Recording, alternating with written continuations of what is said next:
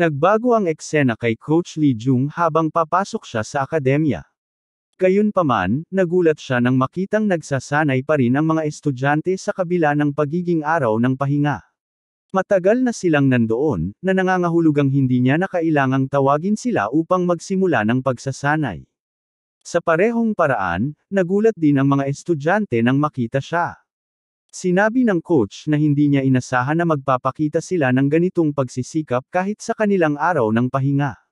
Pagkatapos noon, inutusan niya ang isa sa kanila na gisingin ang sinumang natutulog pa dahil may mahalaga siyang sasabihin. Nang magtipon na ang lahat ng estudyante, inanunsyo niya ang isang balitang maaaring ikagulat nila, ang midterm exams ay inurong sa mas maagang petsa. Dahil dito, nagpasya silang bigyan muna ng 1 linggong bakasyon ang mga estudyante. Ipinaliwanag niyang ito na ang kanilang huling pahinga bago ang pagsusulit kaya dapat nilang gamitin ito upang makapagpahinga. Pinaalalahanan din niya sila na huwag masyadong magpursige sa pagsasanay upang maiwasan ang mga pinsala. Gayunpaman, tiniyak niya sa kanila na may tiwala siya sa kanilang kakayahan dahil ibinigay na nila ang kanilang buong pagsisikap sa ngayon. Samantala, naguguluhan si Young sa nangyari. Nagtaka siya kung ang pagbibigay ng bakasyon at pag-a-adjust ng schedule ng pagsusulit ay isang mabuting desisyon o may mas malalim pang dahilan sa likod nito. Napansin niyang hindi pa umaalis ang ibang estudyante kaya tinanong niya kung bakit nandoon pa sila. Nagsimulang magsalita si Kim Han, sinabing matagal na nilang pinagmamasdan si Young. Ipinunto niya ulit ito at tinanong kung ano ang plano nitong gawin sa kanyang bakasyon. Sumagot si Young na ito ay personal nilang oras, kaya bakit sila masyadong nag-aalala tungkol dito. Sinabi niya na malaya silang magpahinga kung kailan nila gusto at hindi niya sila pipiliti na magsanay sa panahon ng kanilang bakasyon. Nagulat ang mga estudyante sa kanyang sinabi, hindi nila akalaing manggagaling sa kanya ang ganoong mga salita. Inasahan nilang magtatalaga siya ng matinding pagsasanay dahil walang opisyal na sesyon sa panahong iyon. Dahil dito, napaisip si Young tungkol sa imahe na meron siya sa kanilang isipan. Ano kaya ang iniisip nila tungkol sa kanya upang asahan ang ganoon? Pagkatapos noon, tinanong niya sila kung talagang nais nilang magsimula muli tulad ng ginawa nila noong unang araw, kahit nasa kanilang bakasyon. Pagkatapos, ngumiti siya at binigyang diin ang kahalagahan ng pagpapahinga sa tamang oras. Ipinaliwanag niyang kung sinabi niya ito mula pa sa simula, hindi siya pakikinggan ng mga estudyante. Sinabi rin niyang umaasa siyang gagamitin nila ng wasto ang kanilang oras. Sa huli, tiniyak niya sa kanila na muli silang magkikita pagkatapos ng bakasyon, na labis namang ikinatuwa ng mga estudyante. Ang eksena ay lumipat sa research center ng kanyang tiyahin na si Lee Kyung. Sinabi nito kay Young na narinig niya ang tungkol sa kanilang break, ngunit nagulat siya nang dumiretso agad ito roon para lang gambling siya. Halatang pagod si Young, ngunit idinagdag pa ni Lee Kyung na abala siya sa bundok ng pananaliksik na kailangang tapusin. Sumagot si Young na kanina lang ay may pinapanood siyang kakaiba sa kanyang telepono. Naasar ang tiyahin niya at agad siyang itinama, hindi basta kung ano lang ang pinapanood niya, kundi si Hamin na ginagawaran ng parangal ng mismong presidente. Binanggit din niya na ganap nang gumaling ito mula sa leukemia. Agad namang humingi ng paumanhin si Young, sinabing wala siyang intensyong abalahin ito, naging mausisa lang siya sa kung ano ang pinapanood nito. Pagkatapos, tinanong niya kung utos ba ng kanyang ama ang dahilan ng muling pag-schedule ng kanilang pagsusulit. Kinumpirma ito ni Lee Kyung at ipinaliwanag na direkta niyang natanggap ang utos mula sa pinuno ng kanilang pamilya. Napaisip si Young, ibig sabihin, mas mahirap ang magiging pagsusulit kaysa sa inaasahan niya. Kailangan niyang lampasan ang kanyang mga limitasyon sa paggamit ng Monet techniques. Upang magawa ito, kailangan niyang maunawaan ang bagong alaala ni Myun. Ngunit bigla niyang napagtanto na hindi niya pa rin ito ma-access. Akala niya, sa pamamagitan ng pagbabago kay Mujan ay makukuha niya ang bagong alaala, ngunit nabigo siya. Wala siyang ibang pagpipilian kundi pag-isipang mabuti ang sitwasyon.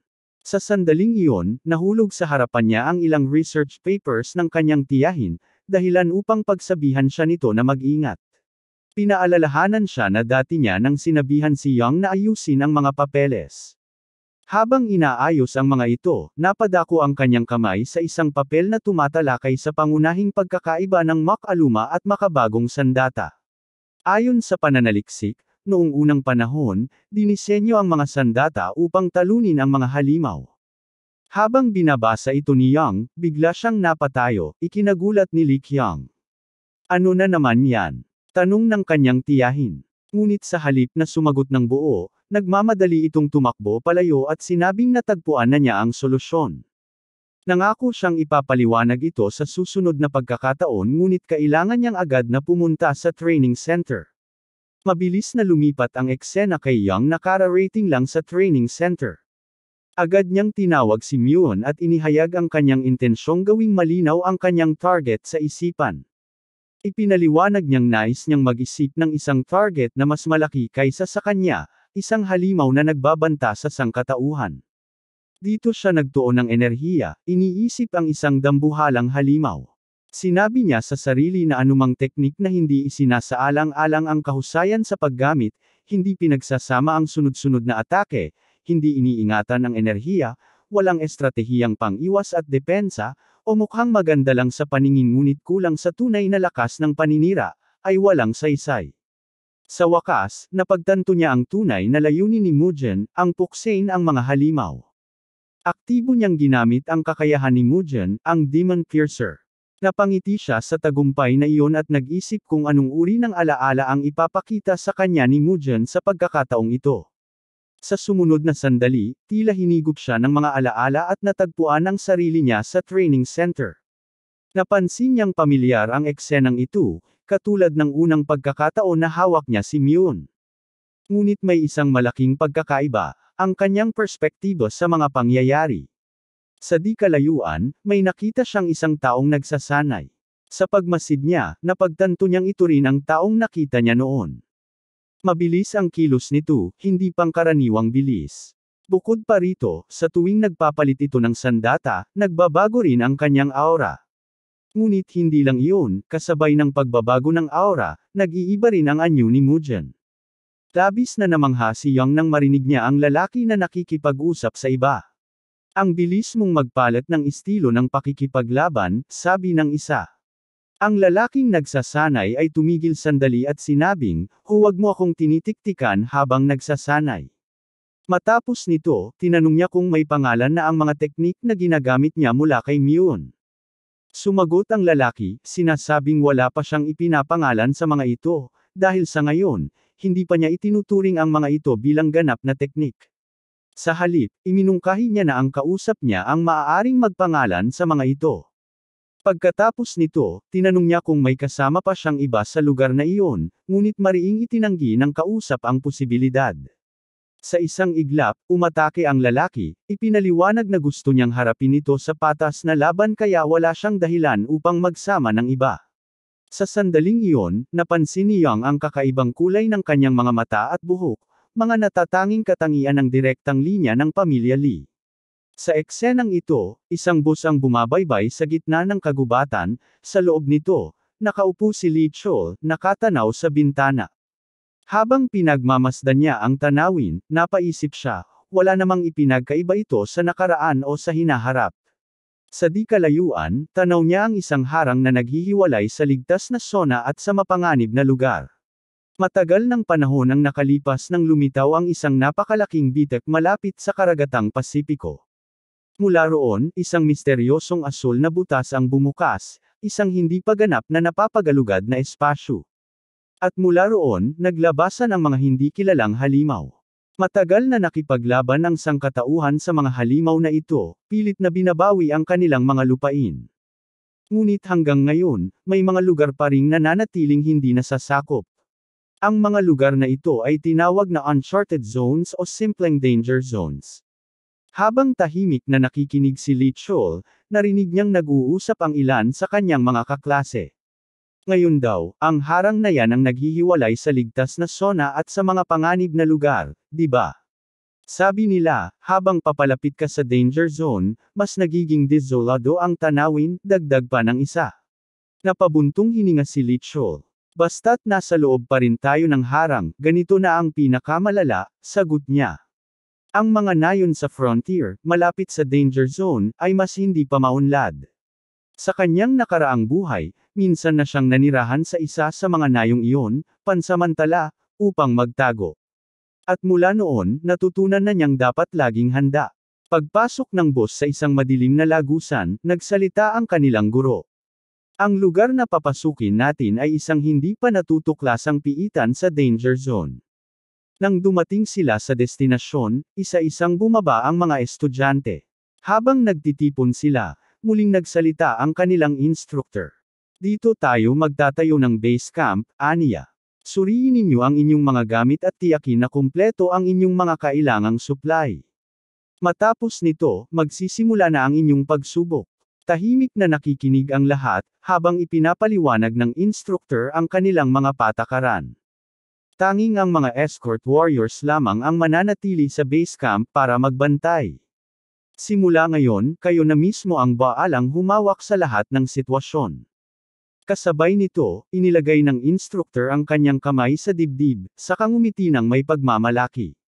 Ngunit bilang inyong guro, wala akong dapat ipag-alala. Ibibigay ko ang aking buong suporta sa abot ng aking makakaya. Pagkatapos, tumingin siya sa kanyang mga estudyante. Ipakita ninyo ang lahat ng inyong pinaghandaan. Napuno ng sigasig ang bawat isa, sabay-sabay silang sumigaw bilang pagsang-ayon sa sinabi ng kanilang instructor.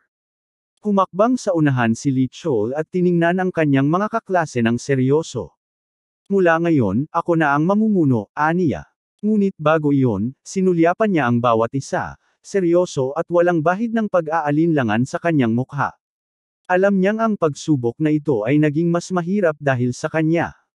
At ngayon, ito na ang kanilang huling pagkakataon. Kung may gusto pang umatras, gawin niyo na ngayon, dagdag niya. Ang midterm evaluation na ito ay hindi na angkop para sa mga kadit. Ang kagubatang ito, na puno ng sapot at mga gagamba, ay teritoryo ng human-faced spider. Ang buong piitan ay nababalot ng mga sapot, kaya't anumang kilos ng sinumang papasok ay agad na matutunto ng mga halimaw. At ang kanilang misyon, kumuha ng footage ng isang adult human-faced spider sa loob ng piitan. Walang duda, ito ay isang pagsubok na mula mismo sa kanyang ama. Ngunit bago pa niya maipagpatuloy ang paliwanag, biglang sumigaw ang isa sa mga estudyante. Kahit anong subok mo sa amin, Lee Chol, hindi mo kami mapapa-atras. Kasabay nito, ngumiti ang iba pang mga kadit. Wala nang atras mula sa class 5, masayang sabi ng isa. Maya-maya, isang estudyante ang humakbang sa harapan. Naniniwala kami sa iyo, Young Master Lee Chol. Napakurap si Lee Chol, tila nagulat sa kanyang narinig. Pagkatapos, napangiti siya at pabirong nagsabi, Sok, ang galing niyo ring magsabi ng mga nakakakilabot na linya ng walang pag-aalinlangan. Natawa ang ilan, pero may isang estudyanteng namula ang mukha. Ikaw naman kasi ang gumawa ng ganitong klase ng atmosfera, mahina niyang bulong. Dahil dito, lalo pang sumaya si Lee Chol. Dahil nakumpirma kung wala nang susuko, ihanda niyo na ang inyong mga gamit. Siguraduhin na maayos ang komunikasyon, suriin ang supply, at pagkatapos, papasok na tayo sa kagubatan. Sa siglang hatid ng kanyang pamumuno, nagsimula ng sumigaw sa kasab-ikan ang mga kadit. Ang kanilang moral ay tumaas, handa na silang harapin ang hamon. Pagsapit nila sa kagubatan, bumungad sa kanila ang isang lugar na tinitirhan ng mga human-faced spiders, mga nilalang na may mga ulong kahawig ng tao. Ang mga gagambang ito ay may galaw na kahalintulad ng mga langgam o bubuyog, kaya't lalo silang nagiging mapanganib at mahirap kalabanan. Habang patuloy sa pangunguna si Lee Chol, inulit niya ang kanilang misyon. Ang ating tungkulin ay i-record ang kilos ng human-faced spiders na may edad na hindi bababa sa 10 taon gamit ang ating mga kagamitan. Pagkatapos, lumingon siya sa likuran. Mula ngayon, si Ina na ang mamumuno. Nagulat si Ina. Anong ibig mong sabihin? Tanong niya. Itinuro ni Lee Chol ang sarili. Mula rito, gagalaw ako ng mag-isa. Nagseryoso ang kanyang tingin. Simula ngayon, ako na ang magiging pain para sa mga human-faced spiders. Hindi agad naintindihan ng tatlong estudyanteng kadit ang sinabi ni Lee Chol. Ngunit nang makita nila ang seryosong ekspresyon niya, bigla silang natigilan. Samantala, sa gitna ng kagubatan, isang grupo ng malalaking gagamba ang gumagapang sa kanilang mga sapot.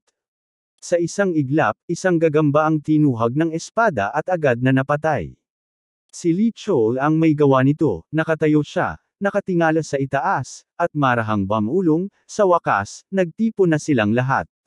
Habang pinalilibutan na siya ng napakaraming gagamba, sinabi niyang sinadya niyang patayin ang isa upang kumalat ang pheromones ng panganib.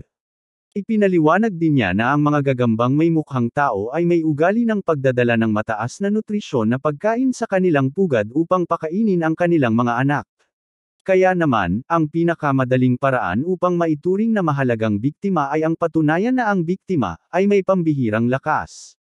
Sa isang iglap, pinakawalan ni Lee Chol ang kanyang sibat na naglalaman ng napakalakas na enerhiya. Agad nitong tinuhag at binyak sa dalawa ang isang malaking gagamba gamit ang kanyang malupit na kakayahang Demon Piercer. Matapos iyon, muling tumingin sa itaas si Lee Chol, iniisip kung ano ang susunod niyang gagawin. Ngunit sa paligid niya, sa bawat sanga ng puno, napakaraming gagambang nagmamasid, gumagawa sila ng tunog na tila galit. Bigla, isang grupo ng gagamba ang mabilis na sumugod patungo sa kanya, handang umatake. Ngunit si Lee Chol ay nanatiling nakatayo lamang, walang ginagawa, waring-walang pakialam sa parating na panganib. Habang papalapit ang mga halimaw, isang ngiti ang gumuhit sa kanyang labi. At pagkatapos, madilim. Nagising si Lee Chol, may kirot sa buong katawan niya. Napansin niyang nakahiga siya sa gitna ng makapal na sapot. Duguan, mahina, ngunit hindi papatay. Nasa loob ba ako ng isang kakon ng human-faced spider? Tanong niya sa sarili. Kung ganoon nga ang sitwasyon, mukhang ayon sa plano ang lahat. Bagamat mabigat ang pakiramdam ng kanyang sikmura dahil sa lason, hindi naman ito sapat upang lubusan siyang pahinain. Dahan-dahan niyang sinubukan na bawasan ang kanyang presensya gamit ang kanyang stealth technique. Pagkatapos, inilabas niya ang kanyang espada at sinimulang putulin ang makakapal na sapot. Sa pag-upo niya, nag-isip siya, kung ito nga ang kanilang pugad, dapat ay narito rin ang mga bagong silang na gagamba. Patuloy niyang ginupit ang sapot, at sa wakas, bahagya niyang nasal ayan ang labas. Mula sa kanyang posisyon, namangha siya sa dami ng mga nakapulupot na biktima, sobra-sobra ito para sa isang araw na pangangaso. Ngunit isang katanungan ang bumagabag sa kanya. Kinain na kaya nila ang iba sa mga biktima? Biglang may kakaibang enerhiyang sumalpok sa kanyang pandama. Napatingin siya sa isang partikular na kakon na may kakaibang aura. Lahat ng gagamba ay tila nagtipon sa paligid nito. At noon niya naramdaman ang tunay na panganib. Isang madilim na enerhiya ang biglang lumabas mula sa kakon, isang enerhiya na tila tumatagos hanggang sa kanyang puso. Napahawak siya sa dibdib, ramdam ang matinding pagyanig ng kanyang katawan. At sa isang iglap, ang kakon ay biglang bumukas. Mula rito, isang dambuhalang gagamba ang unti-unting lumitaw. Ngunit hindi lang basta gagamba, may lumabas ding isang kamay ng tao. Isang malamig na tinig ang umalangaw sa loob ng pugad.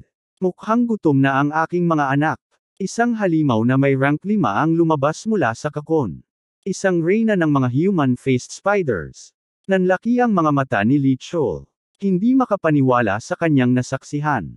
Paanong? Isang halimaw mula sa isang ordinaryong rank 6 na dungeon ang nakakapagsalita ng wikang pantao. At hindi man lang nito binuka ang bibig nito. Isang saglit lang ang lumipas, ngunit ang kanyang isipan ay bumilis sa pag-iisip. Ang enerhiyang ito, posible bang ang madilim na enerhiya ang bumabasa sa kamalayan ng halimaw na ito? Hindi pa siya tapos mag-isip ng biglang, umatake ang reyna. Sa isang iglap, tinaga nito ang isa sa mga kakon. Mabilis na nakailag si Lee Chol, ngunit napabuntong hininga siya. Wala na akong oras para panatilihin ang stealth technique. Bulong niya sa sarili. Sa isang iglap, lumantad siya mula sa anino. Napatingin sa kanya ang reyna ng mga human-faced spiders. Saglit itong natahimik, bago nagtanong, ano ka? Pagkatapos, marahang bamulong ang reyna, ang bagay na gumising sa akin, ay nasa loob mo. Napakunot noo si Lee Chol. Samantala, tila nagdududa ang reyna, parang may nais pa itong sabihin. Bakit isang tao ang, ngunit hindi nito natapos ang pangungusap. Bigla na lamang nagliyab ang galit sa kanyang mga mata. Ibigay mo sa akin. Sigaw ng Reyna, kasabay ng pagbuga ng nakakatakot na enerhiya na nagdulot ng nakakapanindig balahibong takot sa paligid. Ngunit nanatiling matatag si Lee Chol. Hindi man lang natinag. Marahan siyang ngumiti. Ang ganitong uri ng pressure, ang uri ng takot na kayang ipalabas ng isang mataas na ranggong mandaragit. Pero sa kanya idinugtong, sayang lang, hindi ito epektibo sa akin. Napatigil ang Reyna. Hindi makapaniwala sa kanyang nasaksihan. Ano? Paanong naglalakas loob kang supalan ang aking mana? Napalingon siya sa labas ng pugad, at doon niya nakita ang isang silang formation na bumabalot sa buong kagubatan. Habang iniisa-isa niya ang mga selyo, isang nakakasilaw na pagsabog ang biglang yumanig sa paligid.